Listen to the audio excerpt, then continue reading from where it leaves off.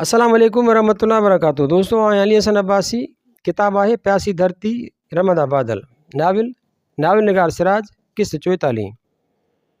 जॾहिं राति निंड जा नेण बणिजी ढरकंदी वेई तॾहिं हिन जो टोलो गुलूअ खां सवाइ बिना नंबर वारी कार में चढ़ी रस्ते जे छेड़े खां अॻु भरो ऊंदाई घिटीअ में लही पियो। मंज़ूर चौकीदार जे दरवाज़े खोले ॿाहिरि अचण जी खेॾ त ॾाढी सुठी ठाही हुई, पर उहा कामयाबु थींदी या न उन जी कंहिंखे बि पक कान हुई। आस पास जो जाइज़ो वठंदे मंज़ूर हिननि खे उते बीहण जो इशारो करे पाण अकेलो रस्ते ते चढ़ी आयो ऐं सिगरेट पीअंदे बूट सां रस्ते ते ॼाणी वाणी तेज़ ठकाव कंदो अॻिते वधियो। रस्ते जे ॿिए पासे खां हिन गुलूअ खे साइकिल ते चढ़ी ईंदो ॾिठो। साइकिल जो पेडल चेन कवर सां लॻी राति जी ख़ामोशीअ में चङो आवाज़ करे साइकिल जे वजूद जो इज़हार कंदो थे आयो। सेठ बरकत अलीअ जे बंगले जी कुंड ते गुलू साइकिल तां लही पियो ऐं ज़ोर सां चयईं, भाई बंगलो नंबर 28 किथे आहे? कंहिंजो बंगलो? मंज़ूर बि ओतिरो ई ज़ोर सां चयो, सेठ बरकत अलीअ जो, हिन जी तार आई आहे। गुलूअ अञा ई ज़ोर सां चयो, हीउ नंबर 27 आहे, 28 नंबर हिन खां पोइ हूंदो, उते चौकीदार खां पुछी ॾिस। अञा हू पाण में ॻाल्हाए रहिया हुआ त दरवाज़ो खुलियो ऐं चौकीदार सिसी ॿाहिरि कढी पठान खे उर्दूअ में चयो, कंहिंजी तार आहे? सेठ बरकत अलीअ जी। लाला हीउ कहिड़ो बंगलो आहे? हीउ ई त आहे, मूंखे ॾे तार। गुलू साइकिल खे काहे अॻिते वधी आयो। मंज़ूर आहिस्ते आहिस्ते वरी अॻिते हलणु लॻो। गुलू लाले खे हिकु लिफ़ाफ़ो आछींदे चयो, हाँ हिन ते सही करे ॾे। चौकीदार दुनाली बंदूक हिकु हथ में खणी दरवाज़ो खोले ॿाहिरि निकिरी आयो। गुलूअ खेसि हिकु कागज़ ऐं पेंसिल ॾिनी।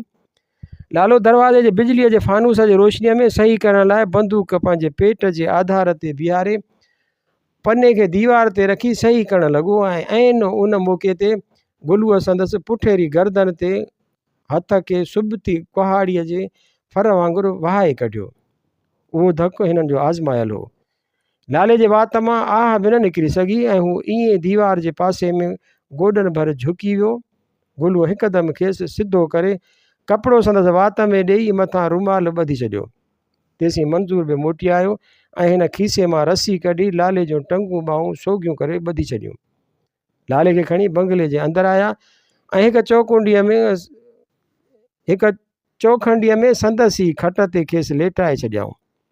पोइ अनु अवेस ऐं बाक़ी साथी बि हिकिड़ो हिकिड़ो थी अंदरि पहुची विया। लाले जी बंदूक मंज़ूर अवेस खे ॾेई छॾी। मंज़ूर गुलू ऐं सुल्तान खे उते ई बीहण जो इशारो कयो। अनु ऐं अवेस खे साण करे गैरेज जे पासे मां सनी गलीअ मां लंघी बंगले जे पुठियां निकिरी आयो। साम्हूं वरी ॿियो चौकीदार बंदूक साम्हूं रखियो कुर्सीअ ते वेठो हो। हू ॿई नौकरनि वारी गोल लोही ॾाकण जी आॾ में साह रोके बीह रहिया। चौकीदार जो मुंहुं हिन ॾांहुं हो ऐं हिननि जे थोरे खड़के ते सॼो कमु ख़राबु थियण जो ख़तरो हो। हू हुन इंतज़ार में बीह रहिया त चौकीदार जो ध्यानु ॿिए पासे थिए त हू कंहिं तरह हिन खे संभालीनि। ओचितो हिननि ॾिठो त चौकीदार खीसे मां नसवार जी डॿी कढी ॾंदनि खे नसवार ॾियणु लॻो। दॿली खीसे में विझंदे इतफ़ाक़ सां हेठि किरी पई। उन जे किरण जे आवाज़ ते हिननि जूं रगूं टाट थी वियूं। जीअं ई चौकीदार झुकी नसवार जी दॿली हेठां खणण जी कोशिशि कई तीअं मंज़ूर डोड़ पाए बाज़ वांगुरु मथसि लामारो ॾिनो। संदसि हिकिड़ो हथु चौकीदार जे वात ते फॿी वियो ऐं ॿी ॿांह जी ठूठ सां ॻिची ऐं कुल्हे जी फणीअ वटि अहिड़ी ज़ोर सां ज़रब ॾिनई जो चौकीदार हिकु पासे झुकी वियो। वात वारे हथ सां खेसि संभालींदे हिन हिकु हथ जी पुठीअ सां ॻिचीअ जे पोयां हिकु ॿियो अहिड़ो धकु हंयसि जो चौकीदार कंहिं वढियल बुंड वांगुरु बूथ भर वञी किरियो। खीसे मां रसी कढी हिन जूं ॿाहूं टंगूं ॿधी वात में कपिड़ो ॾेई वरी खेसि खट ते लेटाए छॾियईं। संदसि बंदूक खणी वरी अनूअ जन ॾांहुं मोटी आयो। टई ॼणा पाण संभालींदा नौकरनि वारी ॾाकण ते चढ़ी बंगले जे छित ते चढ़ी विया। पलवाड़े तां आहिस्ते आहिस्ते हिक ॿिए जे सहारे हिकु वॾे कमरे जी गैलरीअ में लही पिया। अनूअ नंढे टार्च ॿारे कमरे जो जाइज़ो वरितो। उन कमरे में फ़क़ति ॿ ॿार सुतल हुआ। पेर में ॾेई हू उन कमरे जो दरवाज़ो खोले उन जे पासे वारे कमरे में घिड़ी आया। कमरे में कंहिंजे गरन साह निकिरण जो आवाज़ ॼण त ऊंदहि जे तह खे लोॾे रहियो हो। पोइ जॾहिं अनु टार्च वारे कमरे जो मुआइनो करण लाइ क़दम अॻिते वधायो त हिन जा क़दम उते ई ॼमी विया। हिन जो डपु त पर करे उॾामी वियो हिन जे ज़हन जी नफ़रत ॼण त मेण वांगुरु ॻणणु लॻी। साम्हूं हिकु ॿिटे पलंग ते हिकु औरत सिधी सुती पई हुई ऐं संदसि ड्रेघारियल ॿांह ते कंधु रखियो हिकु मर्द पासीरो अहिड़ी तरह वेड़ियो सेड़ियो सुतो पियो हो ॼण त को ॿार माउ जी हंज में सुतल हुजे। हीउ मंज़रु कुझु अहिड़ो मासूम हो ऐं हिन जी दिलि खे अहिड़ी तरह छुई वियो जो हू वापसि वरण ते हो। हिन ॿिनि इंसाननि जी हिन मासूम मंज़र खे बिगाड़णु न थे घुरियो, पर मंज़ूर बंदूक जी कुंदाक सां खेसि अॻिते वधण जो इशारो कंदे पलंग जे हिकु पासे खां थी बीही रहियो। अनु पलंग जे ॿिए पासे खां बंदूक ताणे बीही रहियो। टार्च जी रोशनीअ में अवेस भित में लॻियल टिजोड़ीअ खे गौर सां ॾिसणु लॻो। खीसे मां कुझु औज़ार कढी उहो पंहिंजे कम में लॻी वियो। काफ़ी वक़्तु गुज़रण खां पोइ ओचितो ज़ाल पासो वरायो, पर संदसि ॿांह मर्द जे कंध हेठां हुअण करे हिन जी अखि खुली पई। अनूअ जे दिलि जो ॼण त हिकु धकु घुसी वियो। हिन औरत घड़ीअ लाइ त पंहिंजी सेरांदीअ खां टार्च जी रोशनी ॾिसी हैरत मां टार्च जे मुंहं में निहारियो ऐं पोइ हिकु कीक हिन जी ॼण त तारूअ खे फाड़ींदी अनूअ जे हथ में विसामी वई। अनूअ जो हथु अहिड़ो त ज़ोर सां हुन जी वात ते खुपी वियो जो हिनखे महसूसु थियो त हिनखे सख़्तु ईज़ा थियो हूंदो। हिनखे पाण खां नफ़रत थियणु लॻी। औरत कुरड़ीअ वांगुरु कंबी रही हुई। अनूअ पंहिंजे अहसास ते क़ाबू पाईंदे आहिस्ते चयो, ख़ामोश, न त हिन बंदूक जूं गोलियूं अवां ॿिन्हिनि जा दिमाग़ ॾारे छॾींदियूं। ज़ाइफ़ां ॼण त सुॾको भरे पिंड पण थी वई।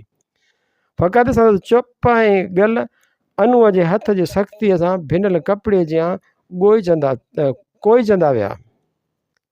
मर्द में हिन कीक ते छिरिक भरे जागी पियो। हिन उथण जी कोशिशि कई, पर पंहिंजे छातीअ ते बंदूक जी नाली ॾिसी हू बि सिधो थी सुम्ही रहियो ऐं संदसि बदन जी ॾकिणी खां पलंग में लर्ज़िश पैदा थी वई। अवेस सिगो थी, अञा छा पियो करीं? मंज़ूर कावड़जंदे चयो, बसि 2 मिंट। हिन टिजोड़ी खोलींदे चयो त टिजोड़ी खोलण जे आवाज़ ते मंज़ूर जी नज़र ओॾां खजी वई। नोटनि जूं थयूं सलीक़े सां हिक ॿिए जे मथां ढिग थियल हुयूं। ओचितो सुतल मर्द मौक़े जो फ़ाइदो वठंदे मंज़ूर जे बंदूक खे धिको ॾींदे पिस्तौल सां फायर कयो। हिन ख़ामोशीअ सां विहाणे हेठां पिस्तौल कढी वरितो। मंज़ूर खां रड़ निकिरी वई ऐं उन वक़्तु अनूअ मर्द जे मग़ज़ जो निशानो वठंदे फायर कयो। हिकिड़ो ॿियो ऐं हू अड़े अलाह जी जिगर ॾारींदड़ रड़ कंदे बिस्तरे ते ढुरकी पियो। अड़े ख़ुदा जो कहर पियो।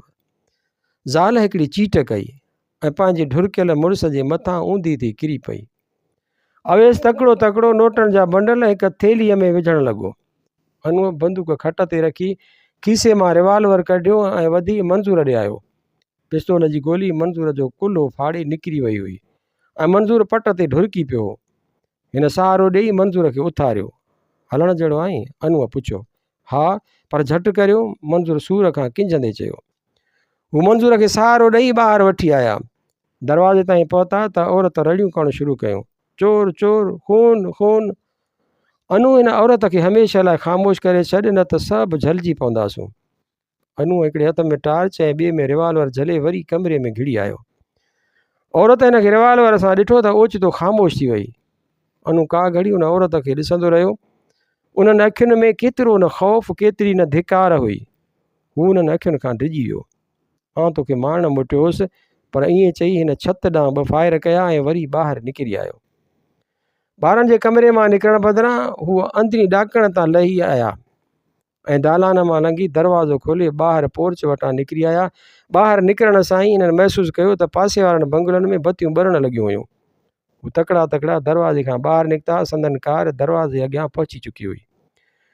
गुलूअ डोड़ी दरवाज़ो खोलियो ऐं पहिरीं मंज़ूर खे पोयां विहारे गुलू ऐं अवेस चढ़ी पिया। अनू ऐं सुल्तान अॻियां वेही रहिया। कार बतियूं ॿारण खां सवाइ हवा सां ॻाल्हियूं करणु लॻी। मिर्ज़ा ॻाढ़े बंगले ते, मंज़ूर कमज़ोर आवाज़ में चयो ऐं कार ओचितो टर्न खाई बजाए बंगले ते वञण जे हिकु सोढ़ी घिटीअ में मुड़ी वई। अड़े एॾां काॾे? गुलूअ ॼण त थड़कंदे चयो। सॼो पाड़ो जागी पियो आहे। बंगले ते हलणु ख़तरे खां ख़ाली न आहे। ऐं मंज़ूर खे हिकु घुटको आयो ऐं हू ख़ामोश थी वियो। अनू सम्झी वियो त मंज़ूर खे तुर्त का मदद न मिली त एतिरो रत छॾण जे करे ख़तमु थी वेंदो। हिन ड्राइवर खे चयो, मिर्ज़ा, मंज़ूर धकिजी पियो आहे, पहिरीं उन जो को बिलो कजे, सभु ठीकु थींदो। मिर्ज़ा ॼण त लापरवाहीअ सां चयो। ऐं अनूअ पहिरियों भेरो महसूसु कयो ॼण त मिर्ज़ा लाइ हीअ निहायत मामूली ॻाल्हि हुई, ॼण त हू अहिड़ा कई मौक़िया ॾिसी चुको हो। ऐं अनू सोचणु लॻो त छा माल खां सवाइ बाजीअ वारा ही धाड़ा फुरियूं बि हमेशह कंदा रहनि था, या ही पहिरियों मौक़ियो हो। पोइ हिनखे बाजीअ जा लफ़्ज़ यादि अची विया। अवेस खे बि केतिरा ॾींहं थिया आहिनि जो पंहिंजी उस्तादी कान ॾेखारी अथसि। कुझु देरि खां पोइ कार ॻाढ़े रंग जी हिकु बिल्डिंग जे ॿाहिरीं फाटक ते अची बीही रही। मिर्ज़ा लही दरवाज़े ताईं वियो ऐं घड़ी खनि चौकीदार सां ॻाल्हाईंदो रहियो ऐं पोइ चौकीदार दरवाज़ो खोले छॾियो। कार अंदरि आई त दरवाज़ो वरी बंदि थी वियो। मिर्ज़ा लही वॾे दरवाज़े ते 2-3 भेरा घंटी वॼाई। पहिरीं त अंदरां को जवाबु न आयो, पर पोइ दरवाज़ो खुलियो ऐं हिकिड़ो किरड़ो त माण्हू ओबासियूं ॾींदो नज़र आयो। मिर्ज़ा हिनखे कुझु आहिस्ते चयो ऐं अनूअ खे ईअं महसूसु थियो ॼण त हुन माण्हूअ खे फुर्तीअ जी सुई लॻी वई हुई ऐं तकिड़ो हिन सां गॾिजी कार ताईं आयो। अवेस थेलो खणी हुन माण्हूअ जे हवाले कयो। हुन माण्हूअ रुखाईअ मां चयो, फटियल खे मथे विच वारे कमरे में पहुचायो। मिर्ज़ा ऐं अनूअ हरे हरे करे मंज़ूर खे ॿाहिरि कढियो। हो बिल्कुलु बेहोश थी वियो हो। पोर्च जे बत्तीअ में अनूअ ॾिठो त हिन जो चहिरो सॼो पीलो थी वियो ऐं संदसि बुशर्ट धका वारी जाइ ते रत में ॼमी वई हुई। मिर्ज़ा मंज़ूर जे मथे धड़के तक़रीबन हंज में खणंदे अनूअ खे टंगुनि खां मथे खणण जो इशारो ॾिनो ऐं ईअं टंगा टोली कंदे हू ॿई हिनखे खणी हिकु वॾे कमरे में पहुता। चङो मोचारो वॾो कमिरो हो, जंहिंमें 3 साफ़ सुथरा हंध पियल हुआ। हिन कमरे जो माहौल बिल्कुलु कंहिं इस्पताल जे माहौल वांगुरु हो। बल्कि कबटनि में मुख़्तलिफ़ क़िस्मनि जूं दवाऊं बि सजायल हुयूं। हिकु कुंड में हिकु वॾी टेबल ते कुझु दवाऊं ऐं मरहम पट्टीअ जो सामान पियल हो। हिन मंज़ूर खे हिकिड़े पलंग ते आराम सां लेटाए छॾियो।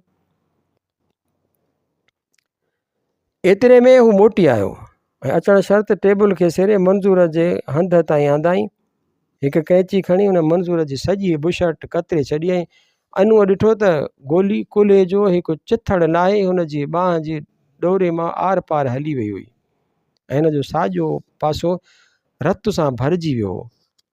कुझु वक़्तु ॿांह जो मुआइनो कंदे हुन माण्हूअ चयो, शुक्र आहे जो हॾे खे कुझु न थियो अथसि, न त ॿांह बेकार थी वञे सा। हू मंज़ूर जी ॿांह खे स्प्रेड ऐं दवाउनि सां साफ़ु करे हुन जी पटी करणु लॻो।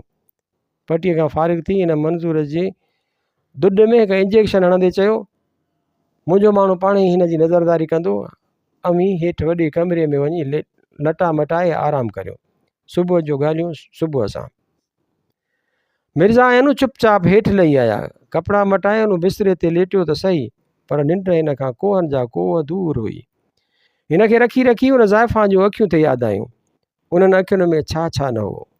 फटियल ऐं मजरूह हुजण जो अहसासु, ख़ौफ़ ऐं बेइंतहा ॾुख, ॼण त चवंदी हुजे, मूं अव्हांजो छा बिगाड़ियो हो, मूं तव्हांखे कोन ॾुखोयो, पोइ अव्हां मूंखे छो ॾुखोयो। उहे अखियूं ऐं उहे सवाल हिन जे अखियुनि में मिर्च बणिजी हिन खे सताईंदा रहिया ऐं ओचितो हिनखे उहो ख़्यालु आयो, ऐं जेकॾहिं असीं जलिजी पऊं हा त पोइ। उन ख़्यालु अचण सां ई हू छिरिक भरे उथी वेठो। जे असीं सुबुह थींदे झलिजी पऊं त पोइ। हिनखे ॼण पंहिंजी ग़लतीअ जो अहसासु पहिरियों भेरो थियो त हिन उन औरत खे जीअरो छॾे ॾिनो हो। उहा औरत हिनखे कंहिं बि वक़्तु सुञाणे सघे थी, तॾहिं त मंज़ूर चयो हो त हुनखे ख़तमु करे छॾ। बावजूदि उन ग़लतीअ जे अहसास जी जॾहिं हिन वरी पंहिंजे ज़हन में झाती पाती त हिनखे यकीन अची वियो त हू कंहिं बि तरह हुन औरत खे मारे न सघे हा। हिन जे अॻियां औरत जो रूप त साइण जो रूप हो या वरी राणीअ जो। उन रूप खे हू कीअं मारे सघंदो। हिन जी नफ़रत केतिरी बि उथल खाई विझे, तॾहिं बि हिन सोचियो त हू कंहिं ज़ाइफ़ा खे मारे न सघंदो, कंहिं औरत खे ईज़ाए न सघंदो। उन सोच ते ॼण त हिन खे खां इत्मीनान ऐं सुकून जो हिकु थधो साहु निकिरी वियो।